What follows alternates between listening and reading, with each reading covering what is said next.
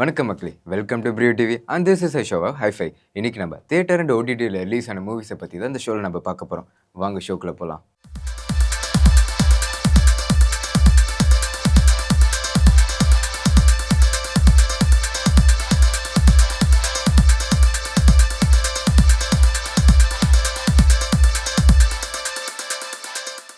நம்ம இப்போ பார்க்க போகிற படம் தான் தாய்க்கிழவி.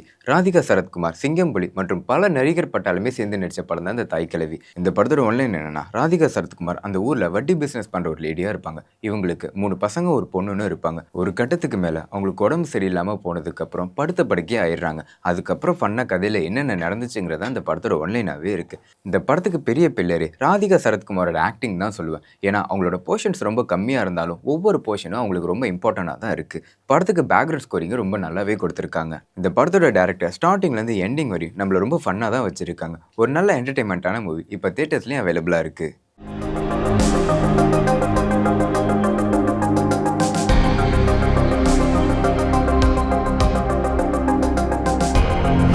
நம்ம இப்போ பார்க்க போகிற படம் தான் ஆலி. சரத்குமார் நடிப்பில் வெளிவந்த படம் தான் இந்த ஆலி. இந்த படம் ஒரு புது அட்டம்ப்டாக தான் இருக்குது. இந்த படத்தில் ஒரு போட்டு ஒரு 2 பேருக்குள்ளே நடக்கிற சீன்ஸு தான் பாதி படத்தோட சீன்ஸாகவே இருக்குது. சரத்குமார் இந்த படத்தில் ஒரு பெரிய போட் மெக்கானிக்காக இருப்பாங்க.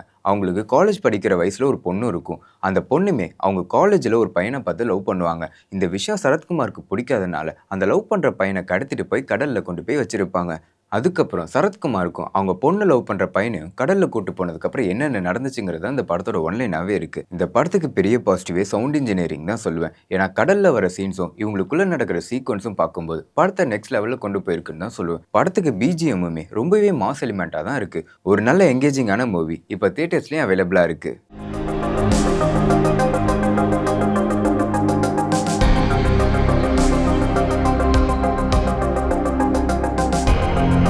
நம்ம இப்போ பார்க்க போகிற படம் தான் 4th ஃப்ளோர். ஆரி நடிப்பில் வெளிவந்த படம் தான் இந்த 4th ஃப்ளோர். இந்த படத்தோட ஒன்லைன் என்னென்னா, ஆரி மும்பையில் இருக்க ஒரு ஐடி கம்பெனியில் வேலை பார்ப்பாங்க. ஒரு நாள் அவங்க எக்ஸ் லவர் அவங்க கிட்ட ஒரு ஹெல்ப் கேட்டதுனால அப்புறம் மும்பையிலேருந்து சென்னைக்கு ஷிஃப்ட் ஆகிடுவாங்க. ஷிஃப்ட் ஆனதுக்கப்புறம் அவங்க இருக்கிற பிளேஸில் ஒரு சில அமானுஷமான விஷயங்கள்லாம் நடந்துட்டு இருக்கும். இது ஒரு பக்கம் இருந்தாலும் இன்னொரு பக்கம் அவங்களோட எக்ஸ் லவருமே காணாமல் போயிடுவாங்க. அவங்க இருக்கிற பிளேஸில் என்ன அமானுஷமான விஷயம் நடக்குது, அவங்க எக்ஸ் லவர் எங்கே போனாங்கிறதா இந்த படத்தோட ஒன்லைனாகவே இருக்குது. இந்த படத்தில் ஃபர்ஸ்ட் ஹாஃப்லாம் ஆரி இருக்க இடத்துல என்ன அமானுஷமான விஷயம் இருக்குங்கிற மாதிரி தான் கொண்டு போயிருந்திருப்பாங்க. ஆனால் செகண்ட் ஹாஃப் கொஞ்சம் கூட சம்மந்தம் இல்லாமல் ஒரு சொசைட்டிக்கு ஒரு மெசேஜ் கொடுக்குற மாதிரி தான் கொண்டு போயிருந்திருப்பாங்க. இந்த படம் ஸ்டோரி வைஸ் நல்லா பண்ணியிருந்தாலும் மேக்கிங் வைஸ் இன்னும் கொஞ்சம் பெட்டராக பண்ணியிருந்திருக்கலாம் தான் சொல்லணும். ஒரு ஒன் டைம் வாட்சபிள் டீசென்ட்டான மூவி இப்போ தியேட்டர்ஸ்லேயும் அவைலபிளாக இருக்குது.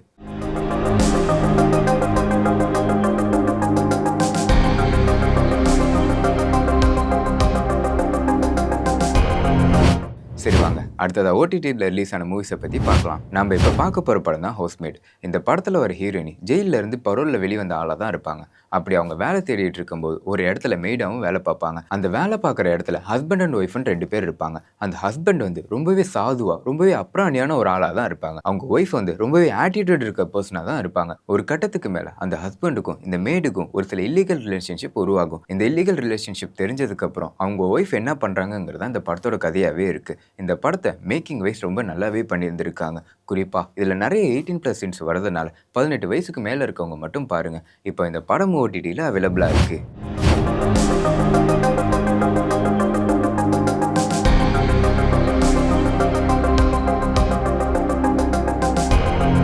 நம்ம இப்போ பார்க்க போகிற படம் தான் எக்ஸினோ. ஒரு சயின்ஸ் ஃபிக்ஷன் ஜோனரில் வந்த படம் தான் இந்த எக்ஸினோ. இந்த படத்தில் வர ஹீரோயினோட அப்பா இறந்து போனதுக்கப்புறம் அவங்க அம்மா வேற ஒருத்தவங்க கூட ரிலேஷன்ஷிப்பில் இருப்பாங்க. இந்த விஷயம் பிடிக்காத ஹீரோயினி அவங்க எப்போவுமே ஒரு தனிமையில் தான் இருப்பாங்க. ஒரு கட்டத்துக்கு மேலே அவங்க ஒரு ஏலியனை ஒரு இடத்துல இருந்து காப்பாற்றுவாங்க. இதனாலே அந்த ஏலியன் இவங்களோட வீடு வரைக்குமே வந்துடும். அதுக்கப்புறம் அந்த ஹீரோயினி அவங்களோட பேஸ்மெண்ட்டில் தான் அந்த ஏலியனை வச்சு வளர்த்துட்டு இருப்பாங்க. அதுக்கப்புறம் ஏலியனுக்கு இவங்களுக்கு என்ன நடந்துச்சுங்கிறதா இந்த படத்தோட ஒன்லைனாகவே இருக்குது. இந்த படம் ஹாலிவுட்லேயே ஒரு லோ பட்ஜெட் மூவியாக தான் இருக்குது. ஏன்னா இவங்க யூஸ் பண்ண சிஜிஸ்லாம் ஒரு லோ பட்ஜெட் மூவிக்கான சிஜிஸ் மாதிரி தான் தெரியும். என்னதான் இருந்தாலும் இதில் யூஸ் பண்ண டெக்னீஷியன் கேஸ்டிங்லாம் அவங்களோட பெஸ்ட்டை தான் கொடுத்துருக்காங்கன்னு தான் சொல்லணும். ஸ்டார்டிங்லேருந்து எண்டிங் வரையும் ரொம்பவே எங்கேஜிங்காக தான் வச்சிருக்காங்க. ஒரு நல்ல சயின்ஸ் ஃபிக்ஷன் விரும்புகிற ஆளா நீங்கள், அப்போ இந்த படம் உங்களுக்கானதாக தான் இருக்கும். இப்போ இந்த படமும் ஓடிடியில் அவைலபிளாக இருக்குது.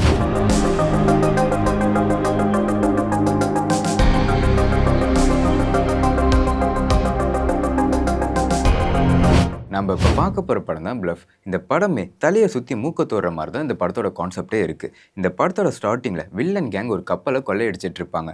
அங்கே இருக்க ஃபிஷர்மேன் கிட்ட ஒரு தங்கம் இருக்கும். அந்த தங்கத்துக்காக தான் இவங்க கொள்ளையடிக்கவே போவாங்க. இது ஒரு பக்கம் இருந்தாலும் இன்னொரு பக்கம் ஹீரோயினி ஒரு ஐலாண்டில் இருப்பாங்க. ஹீரோயினி யாருன்னா அந்த ஃபிஷர்மேனோட ஒய்ஃபாக தான் இருப்பாங்க.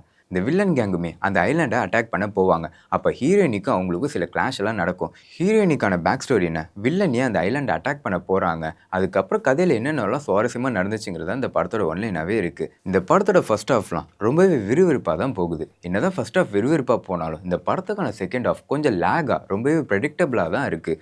இந்த படத்துக்கு தமிழ் டப்பிங்கை ரொம்ப நல்லாவே கொடுத்துருக்காங்க. ஒரு ஒன் டைம் வாட்சபிளான டீசென்ட் மூவி இப்போ ஓடிடிலையும் அவைலபிளாக இருக்குது.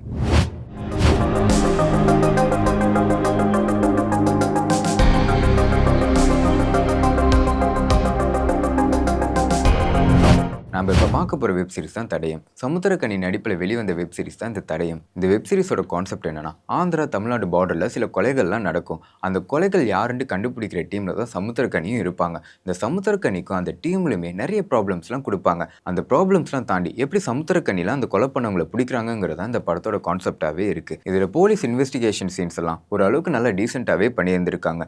குறிப்பாக இதில் யார் கொலை பண்ணாங்கன்ட்டு ஃபர்ஸ்டே காமிச்சிருப்பாங்க. இருந்தாலும் அந்த த்ரில்லர் சஸ்பென்ஸ் எல்லாம் வெப் சீரிஸோட லாஸ்ட் எபிசோடு வரையுமே கொண்டு போயிருந்திருப்பாங்க. ஒரு நல்ல டீசெண்டான வெப் சீரிஸ் இப்போ ஓடிடிலையும் அவைலபிளாக இருக்குது. நீங்கள் வீட்டில் உட்காந்து ஒரு நல்ல வெப் சீரிஸ் பார்க்கணும்னு நினச்சிட்டு இருக்கீங்களா? அப்போ இந்த வெப் சீரிஸ் உங்களுக்கானதாக தான் இருக்கும். இப்போ இந்த வெப் சீரிஸும் ஓடிடியில் அவைலபிளாக இருக்குது.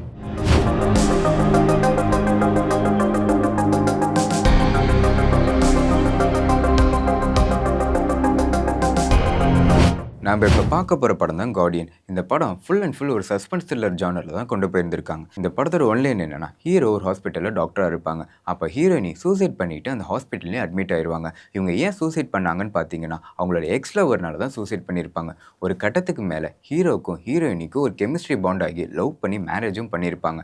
மேரேஜ் பண்ணதுக்கப்புறம் ஹீரோயினோட எக்ஸ் லவர்கிட்ட இருந்து சில ப்ராப்ளம்ஸ்லாம் வரும். அந்த ப்ராப்ளம்லாம் தாங்க முடியாமல் ஹீரோ அந்த எக்ஸ் லவரை கொலையும் பண்ணிவிடுவாங்க. இப்படி அவங்க கொலை பண்ணதுக்கப்புறம் போலீஸ் மாட்டாமல் என்னென்ன பண்ணுறாங்க, ஒரு கட்டத்துக்கு மேலே போலீஸ்கிட்ட மாட்டினாங்களா இல்லையாங்கிறது அந்த படத்தோட ஒன்லைனாகவே இருக்குது. இந்த படத்தை ரொம்ப ரியலிஸ்டிக்காக காமிக்கணுன்ட்டு நிறைய கான்வர்சேஷன் சீன்ஸ் எல்லாம் வச்சுருப்பாங்க. அந்த சீன்ஸ் எல்லாம் பார்க்கும்போது படம் லைட்டாக ஸ்லோ டவுனாக போகிற ஃபீல் தான் தெரியும். இந்த படம் பார்க்கும்போது கண்டிப்பாக உங்களுக்கு திருஷ்யம் படம் ஞாபகம் தான் வரும். ஏன்னா அதில் இருக்க பேட்டர்ன் மாதிரி தான் இந்த படத்தையும் கொண்டு போயிருந்திருப்பாங்க. என்னதான் இருந்தாலும் இந்த படம் ஒரு டீசென்ட் வாட்சபிள் மூவியாக தான் இருக்குது. இந்த படத்துக்கான தமிழ் டப்பிங்குமே ரொம்பவே சிங்காக தான் கொடுத்துருக்காங்க. ஒரு நல்ல என்டர்டெயின்மெண்ட்டான மூவி இப்போ ஓடிடியில் தமிழ் டப்போட அவைலபிளாக இருக்கு.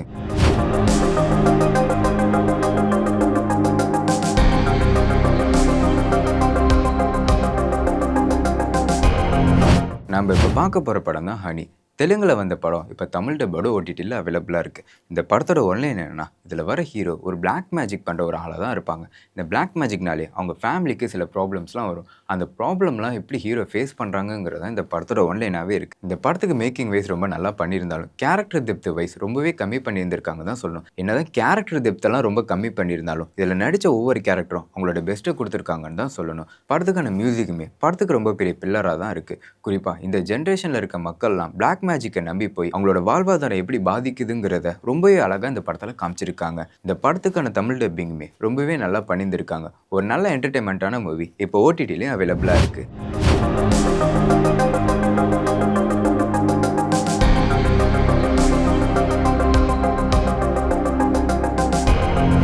நம்ம இப்போ பார்க்க போகிற படம் தான் ஒன் பேட்டில் ஆஃப்டர் அனதர். இந்த படத்தோட ஒன்லைன் என்னன்னா, இதில் வர ஹீரோட பொண்ணுக்கு சில ப்ராப்ளம்ஸ்லாம் வரும். அதை ஹீரோ எப்படி ஃபேஸ் பண்ணுறாங்கிறது தான் இந்த படத்தோட ஒன்லைனாகவே இருக்குது.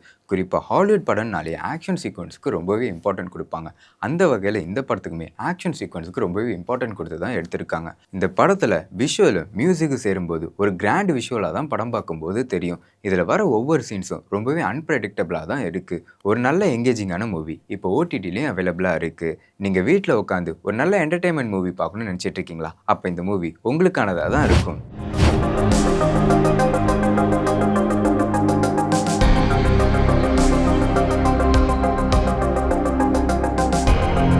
ஓகே மக்களே, இதே மாதிரி அடுத்த வர ஹைஃபை ஷோஸில் உங்களை வந்து பார்க்குறேன். And sign out from Kishore.